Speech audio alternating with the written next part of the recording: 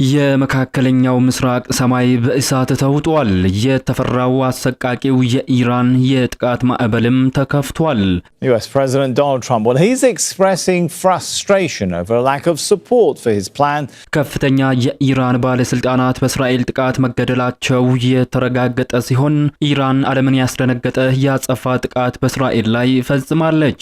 የተከለከለው ገዳዩ ሃይፐርሶኒክ ሚሳኤል ናዳ የእስራኤልን ከተሞችንም አውድሟል። I was not happy with the UK. I think they'll be involved, yeah, maybe. But ቴሄራን የቤዝመንት ምስጢሮችን ገና አላወጣውም ስትል የነበረውን ማስፈራሪያ ዛሬ ወደ ተግባርም ቀይረዋለች።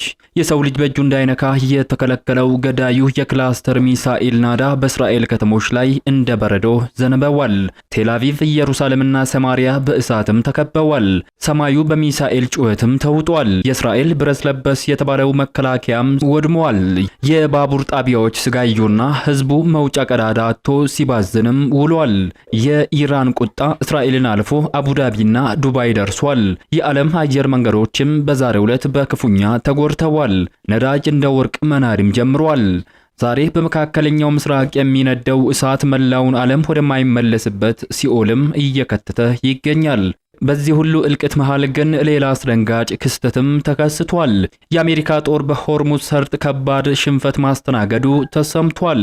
የታላቁ የአሜሪካ ፕሬዝዳንት ዶናልድ ትራምፕ በታሪካቸው አይተውት የማያውቁትን ውርደትም ገጥሟቸዋል።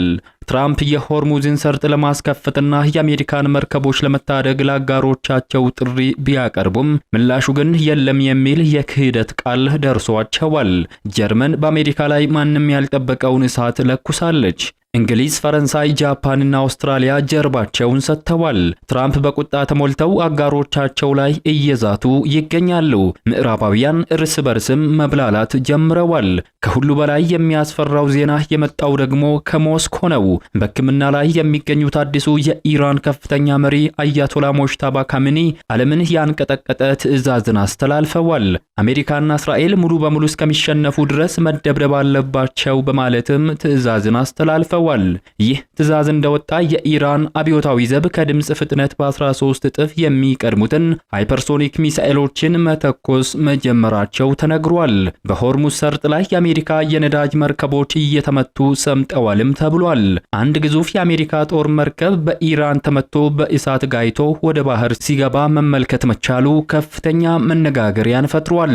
ኢራን በዛሬው ዕለት ከፍተኛ አመራሮቿ ስለተገደሉባት የበቀል ጥማቷን ለመወጣት የቀሩትን ገዳይ መሳሪያዎችን ከመጋዘን አውጥታ መተኮስም ጀምራለች። እስራኤል የኢራን መሪዎችን ማደን ይቀጥላለሁ ብላ ብትዝትም ቴሄራን ግን የአሜሪካና የእስራኤልን መውጫ ቀዳዳን ዘግታለች። ዛሬ በዚህ የትንታኔ ዘገባችን የኢራን ሚሳኤሎች እስራኤልና አረብ ሀገራትን እንዴት አመድ አደረጉ፣ አሜሪካ በአጋሮቿ የተከዳችበት ምስጢር ምንድነው የሚለውንና የሞጅተባ ካሚኒ የመጨረሻ ትዕዛዝ ወደ ጦርነቱ ፍጻሜ ያመራ ይሆን የሚሉትን እንዲሁም ከቀጠናው የወጡ አዳዲስ ሰበር መረጃዎችን ጨምረን በዝርዝር እናስደምጣችኋለን። ወደ ዝርዝር ትንታኔው ከመግባታችን በፊት ቪዲዮ ላይክ እና ሼር በማድረግ ሐሳባችሁን ኮሜንት ላይ በመጻፍ አብሮነታችሁን ግለጹልን። ሚዲያችን ኢትዮ ፖስትን ሰብስክራይብ ያላደረጋችሁ ሰብስክራይብ በማድረግ ተአማኒ መረጃዎችን ያገኙ። አሁን ወደ ዝርዝሩ እንሻገር። የመካከለኛውን ምስራቅ ያናወጠ የሚገኘው ጦርነት ሲጀመር የነበረው ትርክት አንድ ነበር። አሜሪካና እስራኤል በቀናት ውስጥ ቴሄራንን እናንበረክካለን የሚል እብርትን ቀላቅለውት ነበር። በዘመናዊ የጦር አውሮፕላኖቻቸውና በስለላ መረቦቻቸው ተማምነው የኢራንን አመራሮች በመምታት ጦርነቱን በአጭር ጊዜ ለመቋጨት ቆርጠው ነበር የተነሱት። ሆኖም ዛሬ ላይ ያ ሁሉ ትርክት እንደ ጉም በኖ ጠፍቷል። ከሁለት ሳምንት በላይ የሚታየው እውነታ ሌላ ሆኗል። አሜሪካና እስራኤል ራሳቸው የለኮሱት እሳት መውጫ ቀዳዳን አሳጥቷቸው ሲባክኑ ታይተዋል። በአጭር ጊዜ ድል እናደርጋለን ያሉበት የጦር ሜዳ ዛሬ ቁልቁል ወደ ጥልቅ እልቅት የሚወስድ ገደልም ሆኖባቸዋል። አሜሪካ አጋሮቿን ለእርዳታ ስትማጸን፣ አውሮፓ የኛ ጦርነት አይደለም ብላ ፊቷን ስታዞርባት፣ ኢራን ደግሞ የቤዝመንት ምስጢራዊ ሚሳኤሎቿን ማዝነብ ስትጀምር ዋሽንግተንና ቴልአቪቭ የገቡበት አዙሪት ምን ያህል አደገኛ እንደሆነ አመላካች ሆኗል። ኢራን በዛሬው ዕለት እስራኤል ላይ አሰቃቂ የጥቃት ማዕበልንም ፈጽማለች። ከፍተኛ የኢራን ባለስልጣናት በእስራኤል ጥቃት መገደላቸው የተረጋገጠ ሲሆን ኢራን ዓለምን ያስደነገጠ የአጸፋ ጥቃት በእስራኤል ላይ ፈጽማለች። ዛሬ ማክሰኞ መጋቢት 8 ቀን 2018 የዓለም ወታደራዊ ተንታኞችን ያስደነገጠ አሰቃቂ የጥቃት ማዕበል ከኢራን ተሰንዝሯል። እስካሁን ታይቶ በማይታወቅ ሁኔታ የተከለከለው ገዳዩ የክላስተር ሚሳኤል ናዳ የእስራኤልን ከተሞች ሲያቃጥል ውሏል። የእስራኤሉ የቀን ተቀን ጋዜጣ ዲዮት አህሮኖት እንደዘገበው ከሆነ ኢራን በመካከለኛው ምስራቅ ላይ ያነጣጠረም ሰፊ የክላስተር ሚሳኤል ጥቃቶችን መሰንዘር ጀምራለች ብሏል። ጥቃቱን ተከትሎም በቴል አቪቭ፣ በኢየሩሳሌምና በሰማሪያ አካባቢዎች የአደጋ ጊዜ ማስጠንቀቂያ ሳይረኖች ሲጮሁ መዋላቸው ተነግሯል።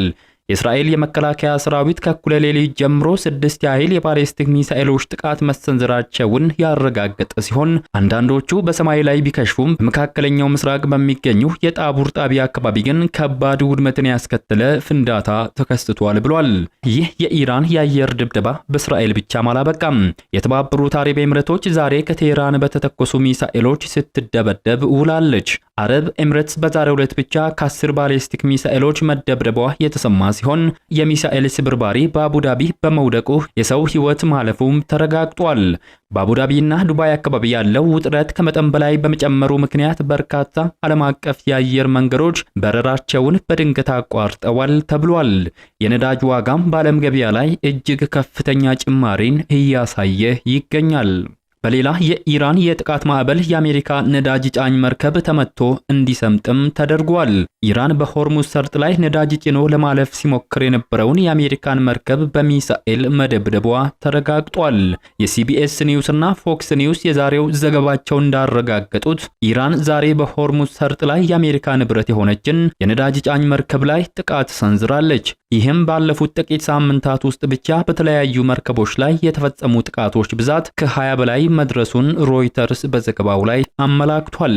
በአሜሪካ ንብረትነት የምትታወቀው ሳፋሪ ቪዡ የማርሻል አይላንድ ሰንደቅ ዓላማን የምታውለበልበው መርከብ በኢራቅ የኮር አል ዙባይዳ ወደብ ላይ የኢራቅን ናፍታ እየጫነች ባለችበት ወቅት ጥቃት ተፈጽሞባታል። መርከቧ ወደ ህንድ ለመጓዝ በመዘጋጀት ላይ የነበረች ሲሆን ጥቃቱ መፈጸሙን የመርከቡ መከታተያ መረጃዎች እንዲሁም ቢቢሲ እና ሮይተርስ አረጋግጠዋል። ኢራን ይህንን የእሳት ራት ያደረገችውን ጥቃት የከፈተችው በከፍተኛ ቁጣ መሆኑ ተነግሯል። ትላንት ሌሊት እስራኤል በቴህራን በፈጸመችው የአየር ድብደባ የኢራን ከፍተኛ ብሔራዊ ደህንነት ምክር ቤት ጸሐፊ የሆኑት አሊ ራጃኒ እና የባሳጂ ሚሊሻ አዛዥ የሆኑት ጉልማሬዛ ሶሌይማኒ መገደላቸውን አስታውቆ ነበር። አሊ ላራጃኒ የተገደሉት ከልጃቸው ጋር በተደበቁበት አፓርትመንት ውስጥ እንደሆነም ተነግሯል። በተጨማሪም የተገደሉት ሌላኛው የኢራን ባለስልጣን ጎላሚራ ሲሆኑ ላለፉት 6 ዓመታት ባሳጂ የተባለውን ታጣቂ ኃይል ሲመሩ የቆዩ ሲሆን ቡድናቸው በሺዎች የሚቆጠሩ ሰዎች የተገደሉበትን ጸረ መንግስት ተቃውሞን በማፈን ተሳትፎ እንደነበራቸው የእስራኤል መከላከያ ሚኒስቴር ገልጿል።